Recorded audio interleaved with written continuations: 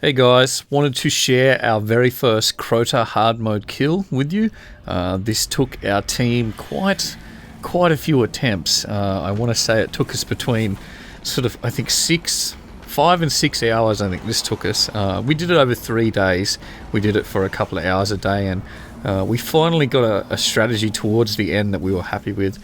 A lot of people don't know that works. You can actually use the arc blade, the arc wave, to go through the window and kill the enemies before it opens. It definitely helps out. But yeah, we went into this basically when the hard raid was released, and we jumped in. Didn't stream it, didn't do anything like that. We just jumped in and wanted to see what was in there and what was different. And to be honest, there's not a lot that's different. As far as the thrall section goes, the only thing that is different in the thrall section is the weight of darkness gets on you faster and builds faster. The enemies are all level 33 in that particular section, and the exploding thralls are now yellow bar enemies, so they're much harder to kill, and they do a lot more damage when they blast on you. But the next section, the bridge, is identical. There's no real difference in the bridge.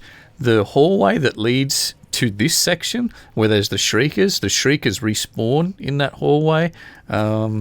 And the Crota fight itself, the only real difference is there's a gatekeeper that spawns down below now when there's a sword bearer active. So it means the strategy that we used to use is no longer viable, because what we would do is we would do 2 sword passes on Crota, and then we'd run down to the middle underneath, and then we'd kill the ogres down there. It was nice and safe, but the problem with that is now the gatekeeper will come down and chop you to death down there. So the new strat we use is the window strat, which is the strategy a lot of people use now. I think we do it a bit different in the way that we try and shoot the boomers. A lot of people just ignore the boomers, but my job here is to do nothing at all but to prevent these 2 knights, which we call the boomers, to not be able to shoot at the sword bearer. So Tankums picks up the sword and goes to chop Crota. These things do an incredible amount of damage, so it is my job in its entirety just to shoot them, and we call it juggling, because if you were hitting them enough, they would start to aggro on you, and they would leave the sword bearer alone. Another thing is, if you kill both of these knights, a lot of people are like, well, why don't you just kill them? If you kill them, it spawns an ascendant wizard, or one of the yellow bar wizards, and he will float right down to where Crota is. So you do not want to kill these knights. You can just juggle them to stop them from shooting. So now what I do is I juggle them again. This prevents the guys getting shot running into the room, just for a little added safety. So after the first sword, what we do, we run into this room. 100% safe in this room for this particular phase. There's nothing that spawns in this room after 1 sword, and Crota will stand there for 60 seconds, so it's 1 minute he will stand there for. So it gives you a little bit of time to recollect, have a look. You can talk strategy. If you've got a little bit of time left on a heavy ammo pack, you can do it in complete safety in here. So not a bad way to do it. So of course the second pass, what we're waiting for is for him to go back to the center. There are strategies that use this side, so you can actually down his shield and chop him with the sword on this side, but we didn't have enough titans. I think the safest way to do it when he's at the top of the stairs is to use the titan strategy, where you pop bubbles at the stairs. That way the boomers can't hit you, and you can just pop out, run forward, and hit him when his shield's down. But the strategy we use, we always wait for him to go back center.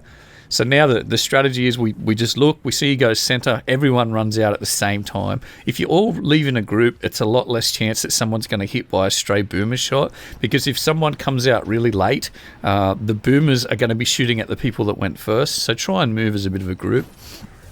So now I'm just juggling the knights. I can kill one of them, but I can't kill them both at the same time, otherwise the wizard will spawn. And you see this whole fight, I barely even look at Crota. I look over occasionally, might put a icebreaker shot into him just to make sure his shield's down, have a quick look to see how close we are to actually killing him.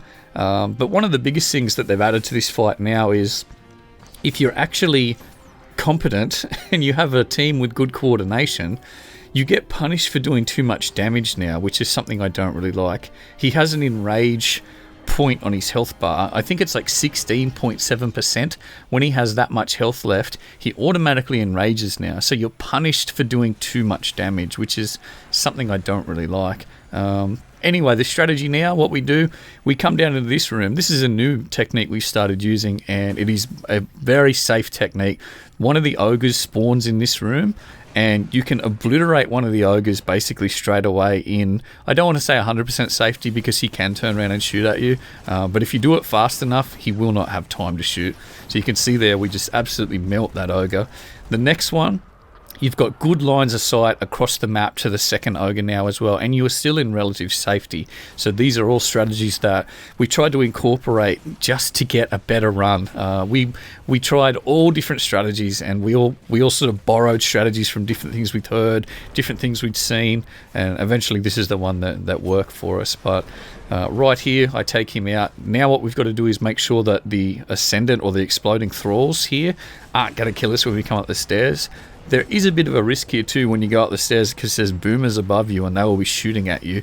So you have to be very, very careful. We always tell people to double jump whenever you're running up the stairs in this particular fight. The double jump quite often breaks the tracking because if they aim at you while you're in the air, chances are you'll be on the ground.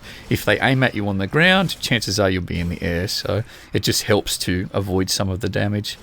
Right there, I stuffed up. I thought I had enough damage to actually kill the thrall with a blink strike, and that would have regened all my health, but he didn't die. You actually need to get a kill with blink strike, because in this fight, you do not regenerate health. There's no chalice, so the only way to regenerate health is to use something like a Red Death or a Suros, or to use one of your abilities where you can regen health yourself.